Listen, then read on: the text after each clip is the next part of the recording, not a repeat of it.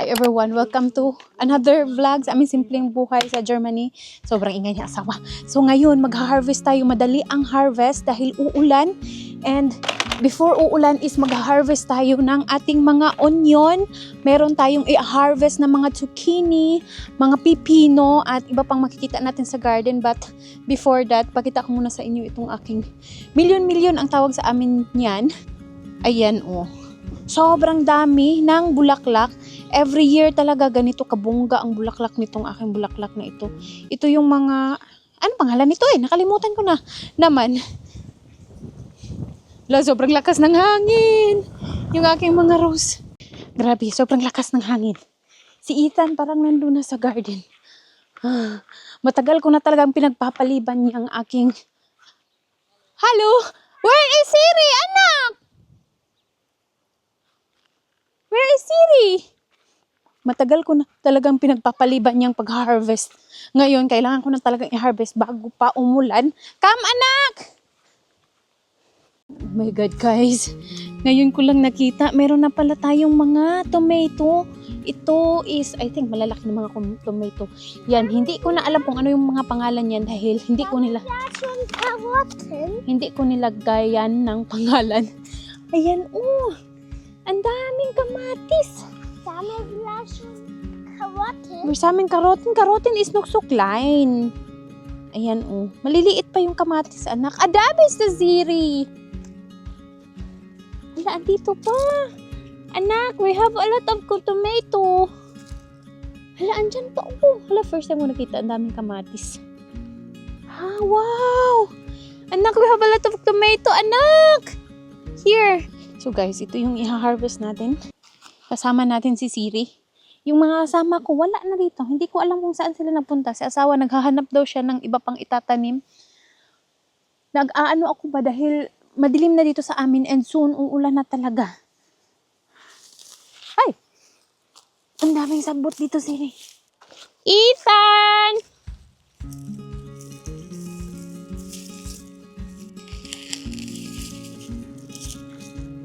Ayan, oh.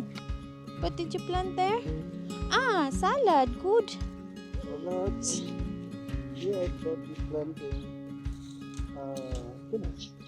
Spinach. Ilang beses na akong nagtanim ng spinach pero hindi talaga ako natutubuan ng spinach kaya sa asawa yung pinapatanim ko. Das musst du machen. Ja. Du bist gut.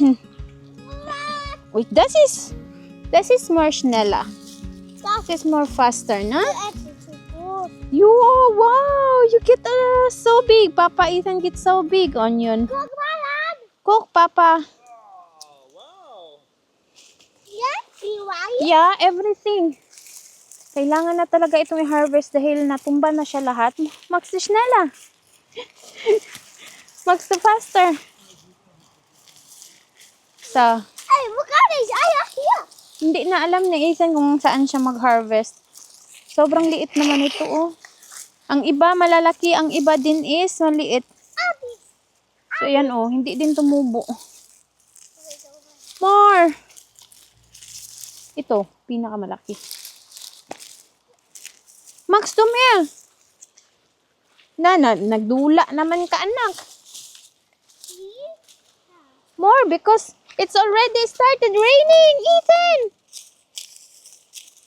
Max, schnell!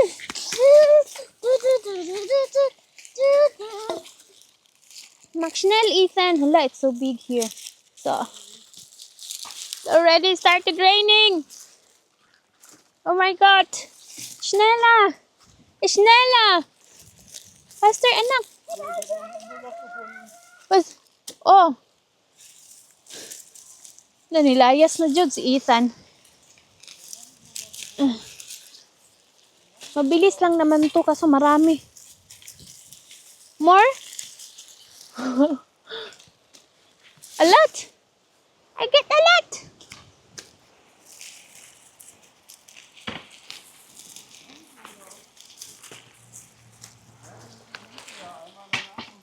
Ito, sobrang laki. Oh. Yan. Wala, itong mga nasa gilid do, sobrang lalaki. Woo! Barum! Iniwanan na talaga ako ni Ethan, uy. Ako na lang mag-isa nag-harvest.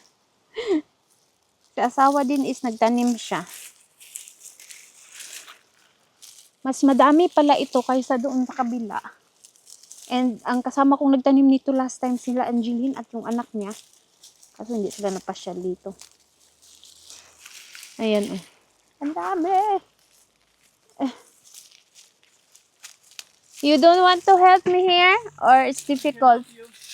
Or it's difficult for you? Here is also nice to plant more. Just easy to plant here. To harvest. And kukmal, it's still soft. It just a small cleaning and it will be already salat. Yeah, I just remove the green. You can remove the green and then you can use also the green for some kind of pesto. Super dami.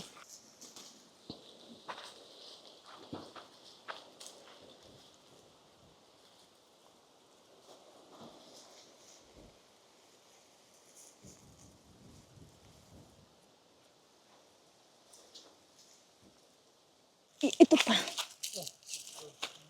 Yeah, it's okay. You can maken. Is ook naar die ubrik. More? More and more garlic here. More and more? Tingnan niyo yung aming mga apple. Ang daming bunga. Kaso, our apple shot again a lot of insect bites. Insect bites. Mga kagat-kagat ng mga insekto. Harvest si asawa ng zucchini. It's raining already. Oh, you turn it.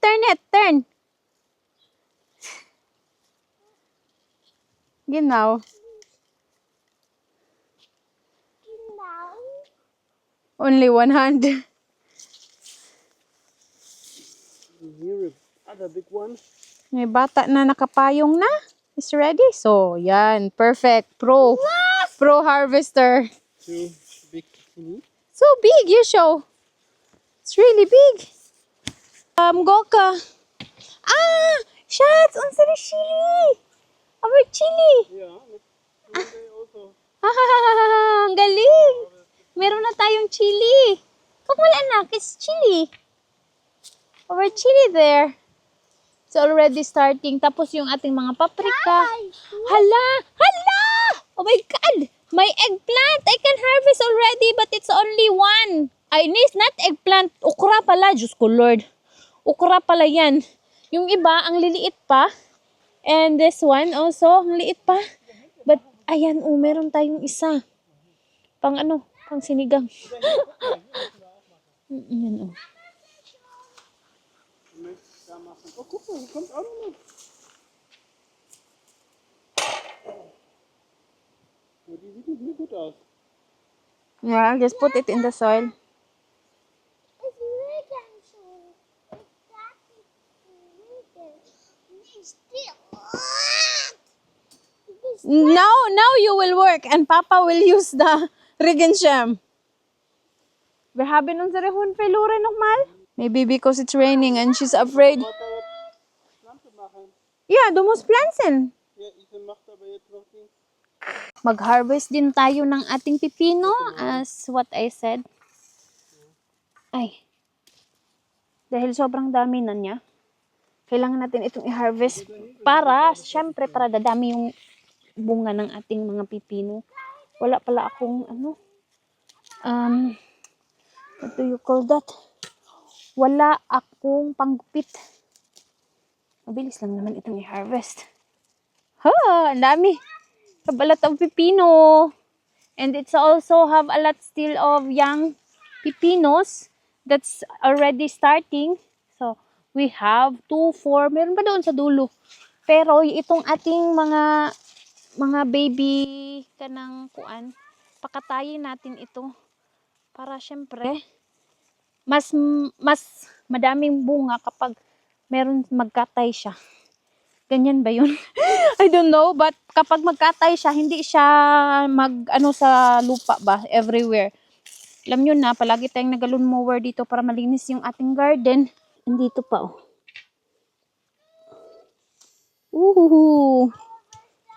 Panglima. Hindi masyadong maganda yung bunga ng ating mga pipino. Iyan, maliliit pa. Ayan. 1, 2, 3, 4, 5, 6, 7. Ang daming bunga. Oh my God, it's already started raining.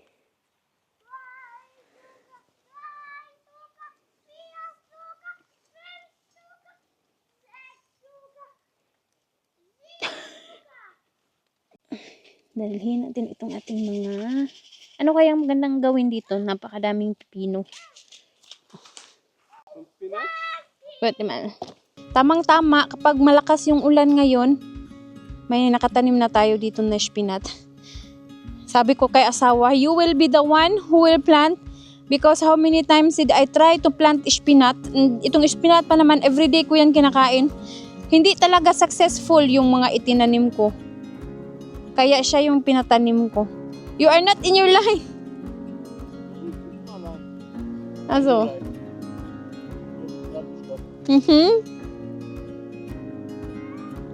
Maganda kasi yun si asawa, magtanim. Tumutubo talaga yung tinatanim niya.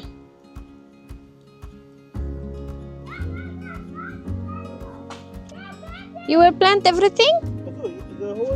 The whole package? Ah, it's a lot. So that's... Ah, yeah.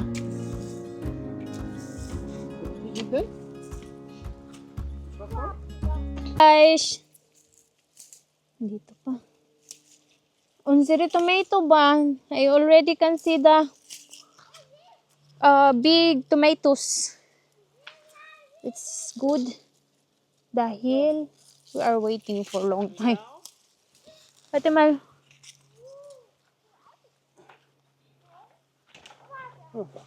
Maybe. Oh, Ethan hat schon gute Arbeit geleistet. Yeah, si Ethan yung nag-ano dyan.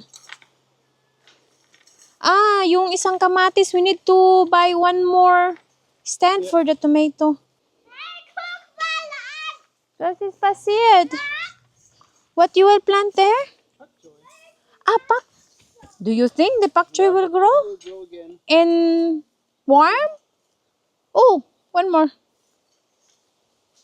May nakita pa si asawa na onion doon. Even my pechay, I don't plant. I am not successful planting with it. Kaya ano na, I already give up.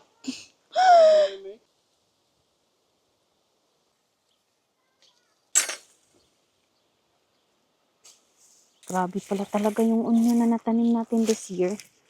Sobrang dami. Parang onion na natin ito for the rest of the year. Tapos sa susunod na taon naman, gagandahan natin yung ating soil para mas maganda yung ating pananim. Though, okay na ito para sa akin. I will not kanang reklamo dahil marami talaga yung harvest na natin. And of course, okay na to dahil hindi na tayo bibili sa mga grocery. Inalis ko lang lahat ito dito to see kung gaano siya kadami. Oh, ang laki nito.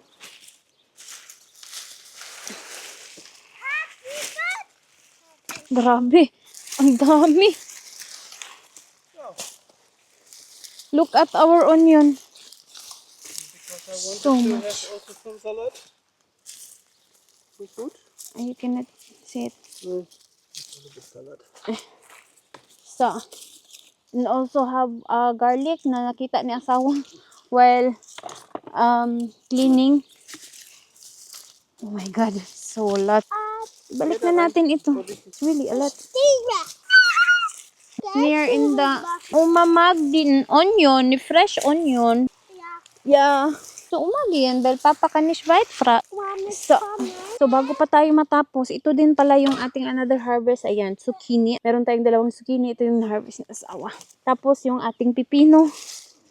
Ayan, 2, 4, 5 pipino. And also the salad. And we have some garlic. Kompleto na talaga yung ating pananim. Ito yung mga natira na mga garlic na hindi ko nakita na meron palang natira. So, mabuti na lang at nakuha natin para naman hindi yan siya tutubo. Dahil kapag hindi yan natin kukunin, tutubo yan siya. So, ganito lang yung buhay namin dito sa probinsya. Talagang nakaka-save din kapag ganito. Matrabaho pero nakaka-save din. Yeah. Shats, look at our apple. Hala, grabe naman yung aming apple. It's already started to kaput. Yeah. We need to remove some of the apple. That will make our apple kaput. Yeah, some apple are beaten with the insects. Yeah, a lot of apples have holes. Yeah. But Ayan, juice oh. is not important. Grabe naman. Sobrang dami. Ang liit ng bunga. Ay, ang liit ng puno. It's depressed and after that goes to milk. The tree is so small, but the fruit is so big. Ano nangyari dito sa Haizung's Realm? Later siguro, ilubid natin yan siya. Ito naman yung the rest. Una pala nating onion na hinarvest. So, hindi pa talaga siya dry dahil nga nandito siya sa loob. And ito yung mga hinarvest natin ngayon. Hindi ko siya mailapag dahil nga puno. Pero kaya siya, kailangan yan siya may space dahil kung hindi mag-mold, malanta. Kaya yan yung gagawin ko mamaya. Pero kakain muna kami. At ako'y nagugutom na. Hindi pa ako namahaw. Gumawa pala ako ng zucchini fries. Ang init. Inislice ko siya ng maliliit na parang fries. So, kanina ko siya ginawa. Ininit ko na naman. So, ito na yung nangyari. Nilagyan ko lang ng maliit na parmesan. Maliit lang din na zucchini dahil tinry ko lang. Pero alam niyo, sobrang sarap pala niya. Nilagyan ko lang ng garlic, konting asin, pepper, paprika powder, tapos konting parmesan. And then, I also put some fresh onion. Hala, ang sarap niya. Sobrang sarap. Nagustuhan din ito ni asawa. Kaya, next time, dahil marami tayong mga zucchini, lutuin ko na naman ng ganito. Pero, I have a lot of different recipe for the zucchini na ginagawa ko. Dahil ang dami niyang pwedeng gawin. And, very mild lang yung kanyang flavor. Kaya, nakakain talaga siya. Marami ito, kaso, nung naluto kanina, unti-unti na namin kinain ni asawa. Ngayon, kami is mag-dinner. Ito na lang yung natira. Maliit na lang yung natira. Para siyang talong. Pero yung lasa niya, iba talaga. Very mild lang.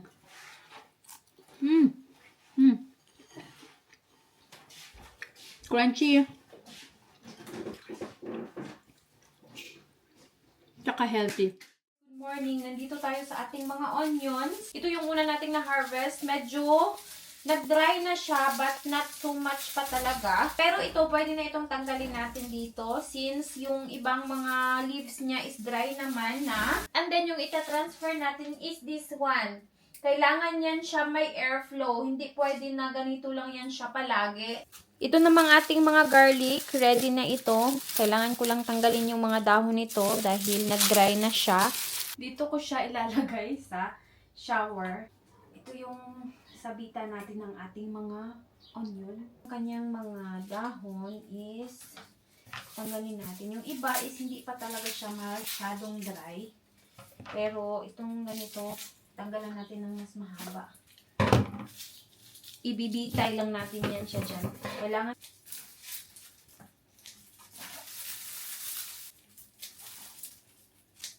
ito na pala lahat yung ating mga onion. Pero i-separate natin ito siya in different colors. So may tatlong color yan siya.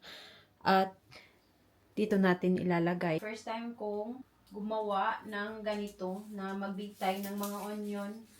Hopefully tama yung ginagawa natin. Bitay natin siya para more airflow. And while hindi pa natin siya ginagamit, it will just dry here.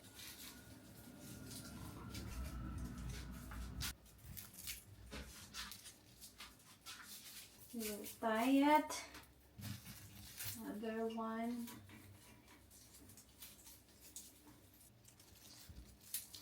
Yung iba is hindi pa masyadong nag-drive.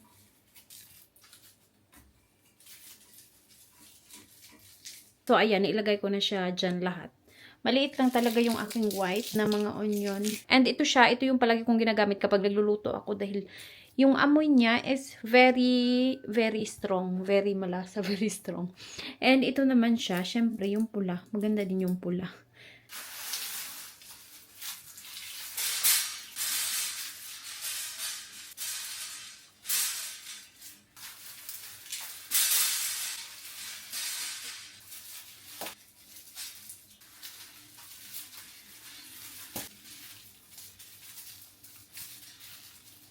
So, itong ating mga garlic, dry na siya. Yung iba nito, doon natin dinry sa garden house. Hopefully, hindi ito siya naluto. Dahil nga, sobrang init doon sa garden house. Pero kasi ito naman yung unang ini-harvest natin. Kaya, ito talaga yung una na na-dry. So, itong merong mga ganitong mga dahon pa is guguntingin ko lang ng ganito para mabitay din natin siya. Dahil hindi naman natin ito lahat madala doon sa loob. Ayan, oh. Meron naman kasi nawala ng mga dahon. So, yun yung una natin nadalhin sa loob.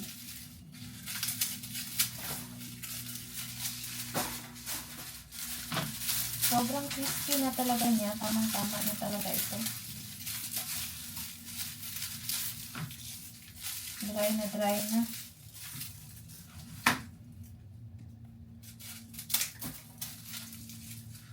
So, ngayon, ito, lilinisan na lang natin ito. And then, i-store natin siya dito. Then, ready to, ano na to? Ready to use na. Ready to pang lamas na siya.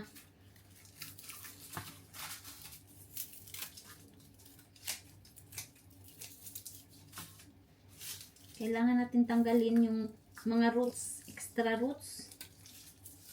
Para naman malinis.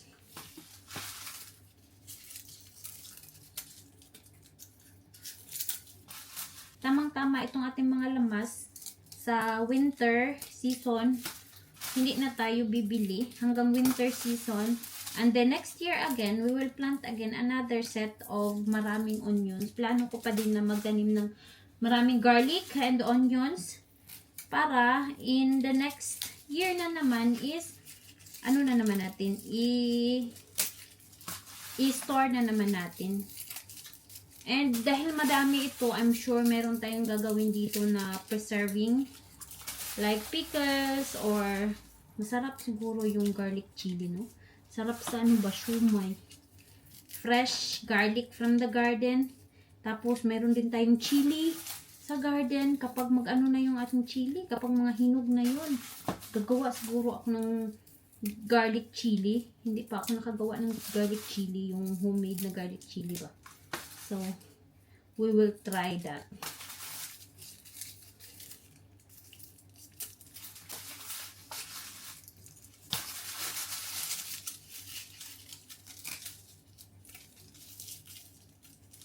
Kakatuwa itong ganito na napakadami nating na-harvest.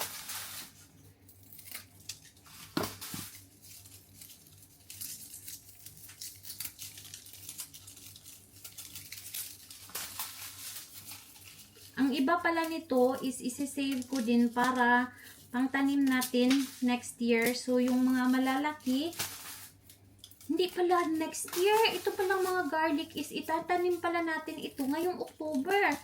Autumn season dito. Itong mga malalaki will be kanang kuan itatanim natin. Ay, tama pala. 9 months pala itong garlic. Para ganitong mas malaki talaga. Mas mahaba ang time. Mas maganda yung kanyang tubo. Guys, alam nyo ba, meron pala akong mga kalabasa. Nakalimutan ko. Sayang, Filipino kalabasa pa naman ito. Kukunin na lang siguro natin itong mga buto, ano. Ito na yung ating mga garlic. Dito ko na lang siya nilagay. Meron akong ano dito. Anong pangalan nito? Parang basket pangalan niyang ganyan. Tapos ito siya yung una kong ipapasok sa loob ng bahay.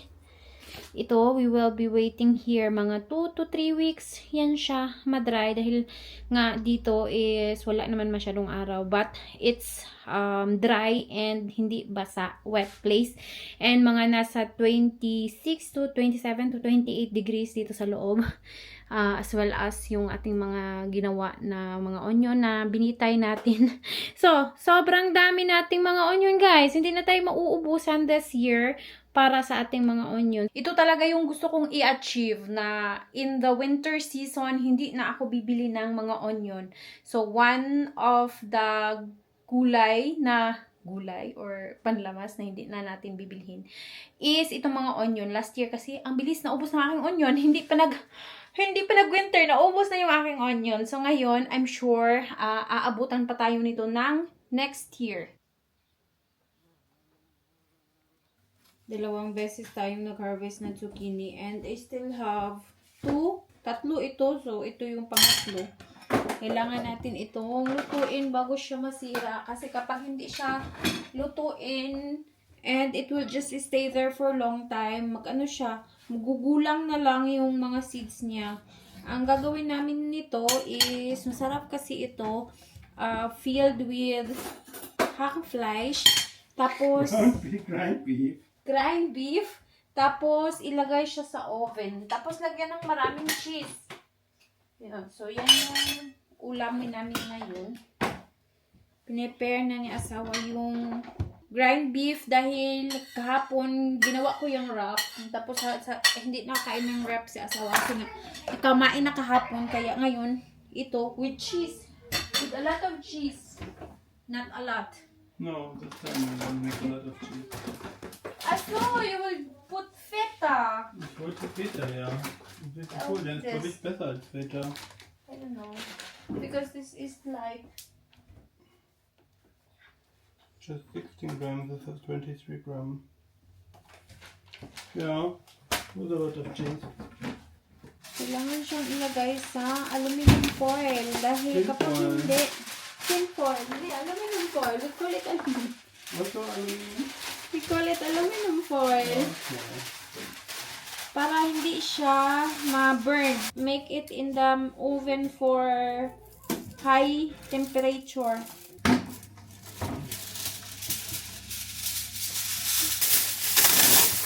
Ang sarap nito. Ito yung palagi kong ginagawa for my kanang wrap.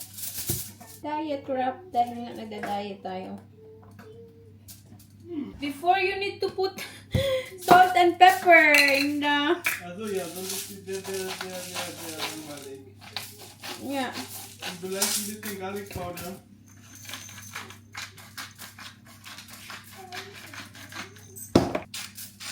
Kapag hindi mo gusto yung gulay, okay lang kasi hindi ito siya overpowering ang lasa.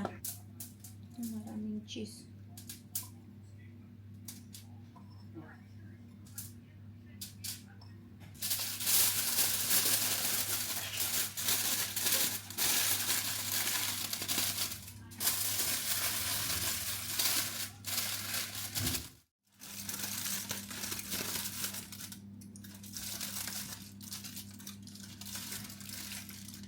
Nokulis?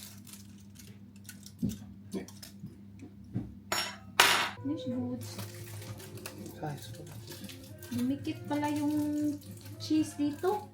Sa ano? Mali pala yung nanilagay ko yung cheese. Schon umgestochert da ist oben. Yan yung itsura niya. Bango. On? Ja, start up. Leka. Okay.